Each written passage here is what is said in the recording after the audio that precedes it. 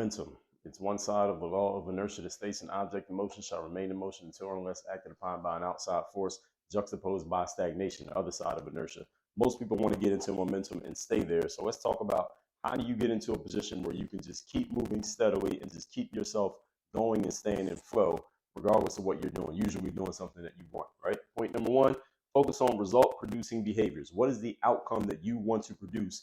You need to ask yourself, what behaviors get me closest to producing that outcome? And how can I do as much of those as effectively and as efficiently and as consistently as possible? This is where your emphasis needs to be on what produces the result. So if for you, that means sending out emails, or it means knocking on doors, or it means making sales calls, that's what you should be focused on doing as much of as possible. Which leads to number two. As soon as you're finished with one step in your process, you move right on to the next step. In other words, you want to eliminate any time and energy leakage in between activity one and activity two, which is where a lot of people get slipped up and a lot of people lose hours every single day, not even realizing it, because you're allowing gaps in between one activity and the next activity. Close those gaps, you create a whole lot more time for yourself. And number three, the supporting activities. What are the supporting behaviors that make it easier for you to knock on more doors? Probably you knowing which doors to knock on.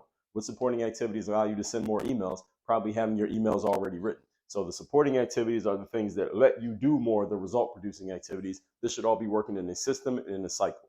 WorkOnYourGameUniversity.com.